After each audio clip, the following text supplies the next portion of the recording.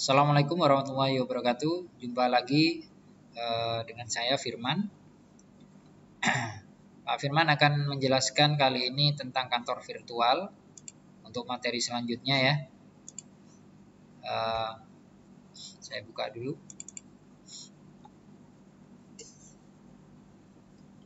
Oke, saya perbesar. Nah, kantor virtual atau virtual office. Kita bahas terlebih dahulu tentang definisinya. Apa definisi virtual office? Yaitu ruang kerja yang berada di dunia internet di mana seseorang dapat menyelesaikan tugas yang diperlukan untuk melaksanakan bisnis profesional atau pribadi tanpa memiliki fisik lokasi usaha. Maksudnya gimana? Nah, lebih gampangnya, sederhananya seperti ini. Yaitu sebuah bentuk aplikasi layanan perkantoran dalam bentuk format virtual yang bekerja secara online. Maksudnya kita punya kantor tapi di internet, di dunia maya. Bentuknya seperti apa? Contoh, website. Nah, website itu termasuk ini ya. Contoh, ada ruangguru.com. Nah, untuk belajar. Ya. Kemudian kalau di perusahaan, misalkan atau di sekolah ada smknegeri2.com. Nah, itu kantor-kantor virtual. Kalau ada kantor pajak, ada juga pajak ya. Nah, ada alamatnya nanti, situsnya apa. Nah, itu termasuk virtual office. Kemudian tujuan dari pembuatan kantor maya apa sih? Kenapa kantor-kantor itu kan sudah punya kantor, tapi kok masih buat kantor maya?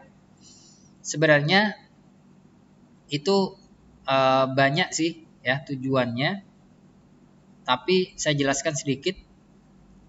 Tentunya karena efisiensi, ya, butuh efisiensi kerja, meliputi efisiensi waktu, biaya, tempat, metode. Contoh sekarang, kita nggak bisa keluar kemana-mana. Nah, jelas kita harus kerja dong. Ya, kita harus tetap kerja. Nah, maka kita butuh yang namanya kantor maya. Jadi dari situ kita bisa bekerja. Nah, tujuannya apa? Satu, bisa dari segi waktu kita bisa menghemat. Dari segi biaya, ya, tujuan pembuatan kantor maya itu biasanya orang nggak usah punya kantor yang asli. Ya, kantor aslinya ya cukup sederhana aja. Misalkan rumah gitu aja ya. Kemudian kantor mayanya disetting sedemikian rupa sampai bagus ya. Pelayanannya, nah semuanya bagus. Nah, berarti kan kita nggak perlu beli gedung, nggak perlu beli meja, kursi, lemari ya. Itu menghemat biaya. Kemudian tempat, dari segi tempat juga ya itu tadi saya bilang kita nggak perlu ruangan yang lebar, gedung yang megah ya, kita nggak perlu itu. Karena kita bisa langsung atur kantornya di internet, di dunia maya. Kemudian metode atau dari segi tenaga ya, kita bisa menghemat tenaga. Dari segi caranya kita bisa menghemat ya. Awalnya caranya itu ribet, sekarang sudah gampang. Contoh, mengirimkan pesan. Nah, kita cukup pakai WhatsApp. Kalau di kantor, kita bisa pakai email. Ya. Kalau bisnis, ya, kita mau pesan, ada pelanggan mau pesan, caranya mudah, metodenya mudah. Dengan cara online, kita bisa pesan melalui online. Ya.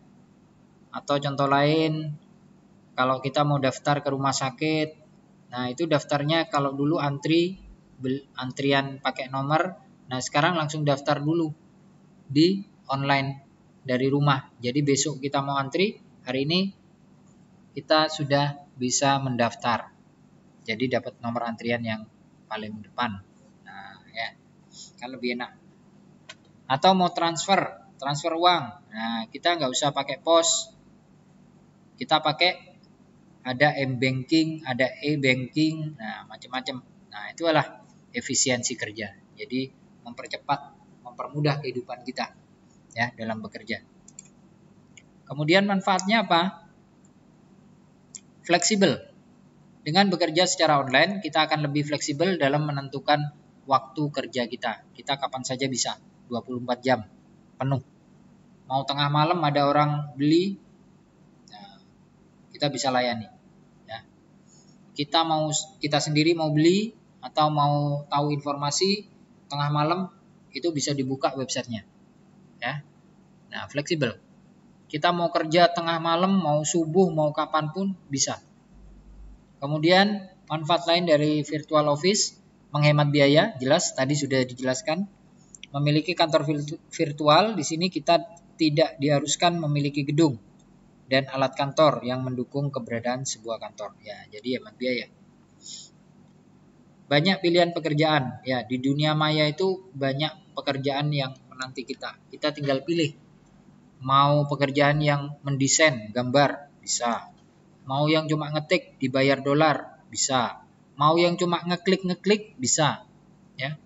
Mau yang kita jadi bintang film, jadi YouTuber. Nah, itu kan bintang film juga tuh. Ya. Nah, jadi banyak pilihan pekerjaan. Dan dibayarnya pun, nah, pendapatan tak terbatas. Contohnya YouTuber.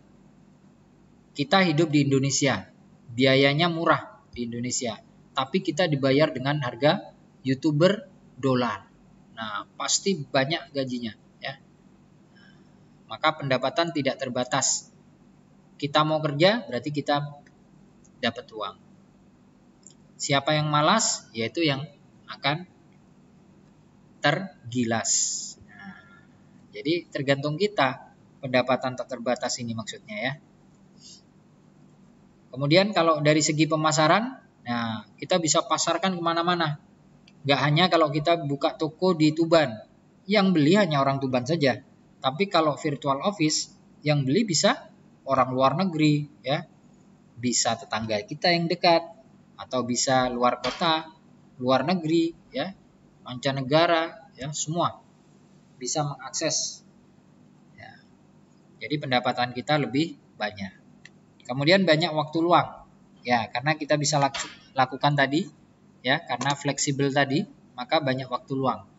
Kita bisa kumpul keluarga, ya, seperti halnya sekarang kita bisa sama-sama keluarga, tapi juga bisa belajar, ya. Oke, itu keuntungannya. Kelebihannya tadi manfaat ya, ini kelebihannya atau keuntungannya jika ada virtual office.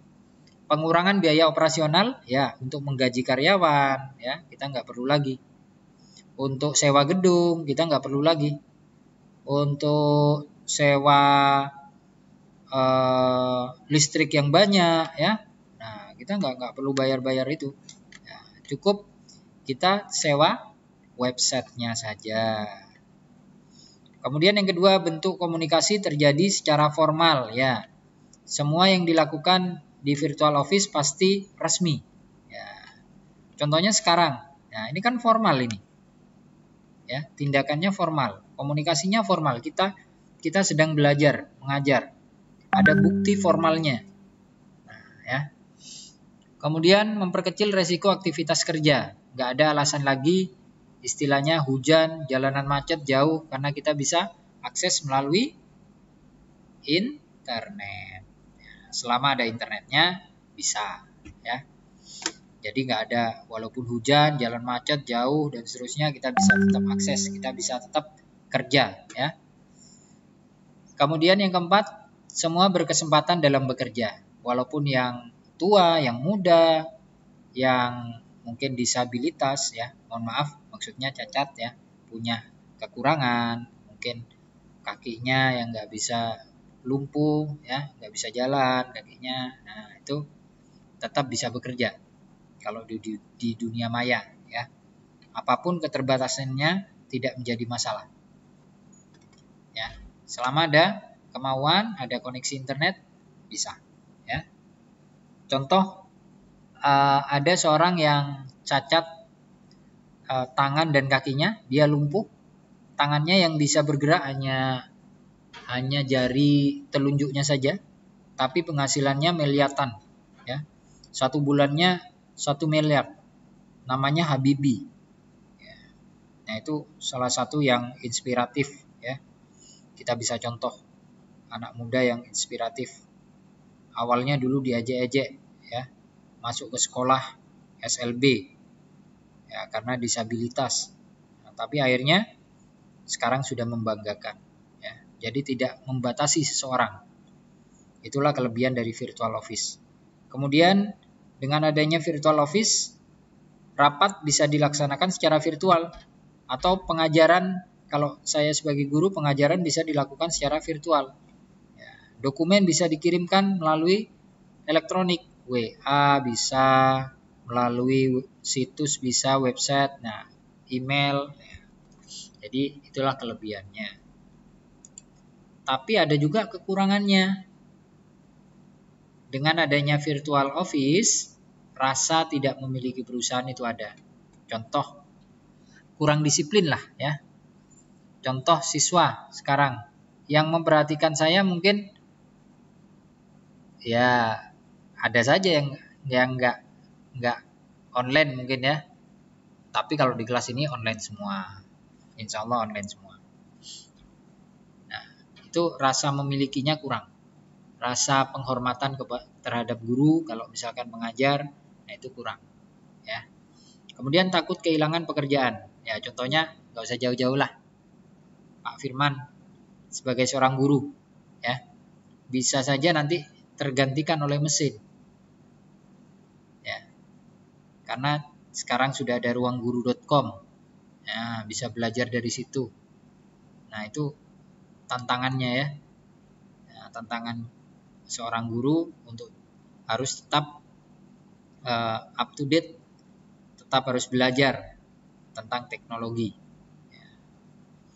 Kemudian kekurangan yang selanjutnya adalah semangat kerja rendah, ya, karena tidak di bawah pengawasan. Jadi kita sesuai tadi ada fleksibilitas, ya, fleksibel, mau kerja boleh, nggak kerja boleh, ya. Nah, itu kekurangannya. Jadi semangat kerja rendah. Kemudian yang keempat, ketegangan keluarga. Terkadang ada orang yang sibuk terus, ya, ngurusi di depan laptop, depan komputer, sehingga anak istri nggak diurusi, diabaikan. Nah, ini nanti akan menimbulkan ketegangan keluarga, nggak harmonis. Oke, itulah kekurangannya. Oke, berarti untuk bab ini kita sudah selesai, mulai dari teknologi perkantoran, otomatisasi kantor, dan yang terakhir virtual office. Oke, sekian dari saya. Semoga bermanfaat. Jika ada pertanyaan silakan dilayangkan melalui WA ataupun bisa melalui apa lagi nih? Melalui WA aja, ya. Oke, ya, WA aja. Oke, sekian. Wassalamualaikum warahmatullahi wabarakatuh.